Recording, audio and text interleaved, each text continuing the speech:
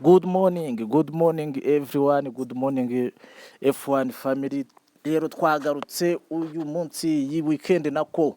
Iyi weekend rero kuntu bimeze, iyi weekend Formula 1 yari yageze ubu ngubu iri i Burayi nkuko bisanzwe, ariko yari yageze Austria.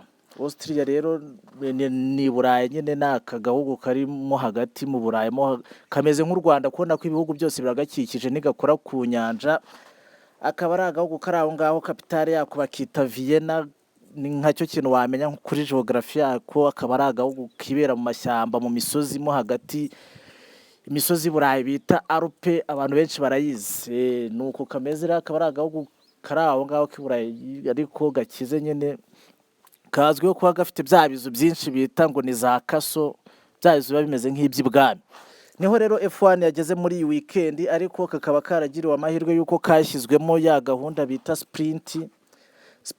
Rero ubushize twari twayivuzeho, hari ikindi gihugu nduva yabayemo, ubu ni ubwa kabiri ibaye. Ariko iyi sprint ni igihe muri schedule isanzwe ya Formula 1 nkuko bisanzwe kwa gatandatu haba qualifying, ku cyumweru hakaba race, muri weekend isanzwe ya Formula 1. Ariko noneho muri sprint ho ni igihe noneho bongeye bakenseramo akandi kantu kameze nk'akaresi mo hagati kwa gatandatu, ariko akaresi gatoya. Aba ari amarapu 24 gusa birukankamo, bayirukankamo nko mu gihe kitarengeje iminota 30 birangiye. Aba ari akantu nyine ko kuryoshya gusa, ariko ugatwaye yabona amanota 8, umukurikiye 7. Birumvikana bagenda barushanwa rimwe kugeza kwa 8, guhera kuwa 9 gusubiza inyuma. Abo ngabo bari huzo nta kintu babona, ubwo bahita batangira gutegura isiganwa ryo ku cyumweru nyirizina. Hano rero sprint yarabaye ejo kwa gatandatu, iraba sprint nayo igira akantu kayo kaga qualifying bita ngo ni sprint shutout. Ejo yarabaye saa 8:30, nako saa 9:30 nibwo yabaye kwa gatandatu, ariko ntituri buze kuyitindaho cyane. Nka resulta zayo nkuko bisanzwe, Red Bull niyo yaje kuri podium, kuko umushoferi wayo Max Verstappen niwe wabaye uwa mbere, no wayegukanye. No muri shutout yayo niwe wari waje ari uwa mbere, atangira ari imbere. Iyo utangiye uri imbere rero ufite amahirwe, kuko ntago uba uri buze gufata amaferi wenda hari nk'umuntu kubangama imbere, utwara imbere nta kintu gihari.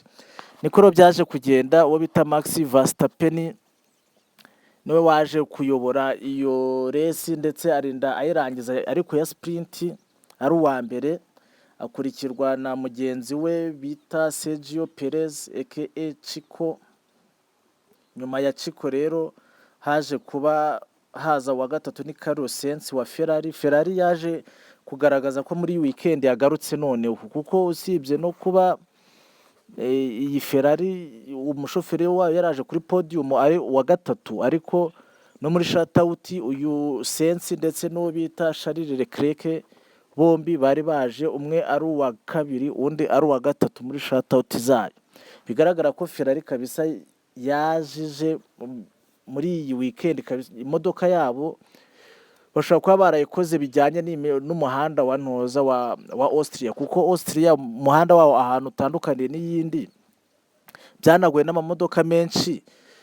Ni imihanda ifite amakorosi agoranye cyane, amakorosi ameze nk'ay'ishyorongi, ariko iryo korosi rikaza utari uryiteguye, kuko mbere y'uko urigeramo aba ari umuhanda urambuye neza. Ubwo rero mu ruhande iyo wari urambuye, wari wamenyereye gufatira ukahita ujya mu ikorosi rikeba bya hatari. Imodoka nyinshi ntabwo zishobora kubisiporota, nyine bisaba yuko ufata amaferi menshi, ariko nk'iyi Ferrari yo yagaragaje ko imodoka yayo ihaca nta kibazo bitagombeye gufrena, n'ubundi ikahaca kuri wa muvuduko wayo. Niyo mpamvu rero Ferrari ahangaha yagaragaye ko uyu muhanda yarawushoboye kabisa. Rero ni muri urwo rwego Sainz yizira ari uwa gatatu. Ku mwanya wa 4 n'uwa 5 ni imyanya yokipwe n'abashoferi ba Aston Martin, Stroll na Alonso. Abangaba murabazi, Alonso we no mustari, abandi bakurikira inyuma. Hanyuma rero Austrian Grand Prix nyirizina race igomba kuba kuri iki cyumweru mu kanya kabisa, nibwo iri bube ku isaha ya saa 11. ariko nyine imbere yaho kwa gatandatu habaye qualifying tumaze kuyimenya twese, ni ka kantu bakora ko gushaka ukuntu bagomba kwinjira mu muhanda bahagaze. Ako rero Verstappen niwe wagaragaje yuko niwe waqualifyinze ari uwa mbere, agomba kwinjira mu muhanda ari uwa mbere. Leclerc akurikiraho na Sainz, ngira ngo hano murabibona ko nyine abashoferi ba Ferrari bahise bongera baragaruka bamukurikiye, bibutsa ko uyu Leclerc muri qualifying bamurushije ibice 46 by'isegonda, nta nubwo n'isegonda ryagezemo. Urumva ko imodoka ya Ferrari yenda kumera nk'iya Red Bull. Okay, ntibyenda kumera kimwe, ariko iya Ferrari iri designed specifically kuri uyu muhanda ubundi. Mu kuvuga ngo rero Sainz na Leclerc bahita bafata uwo mwanya.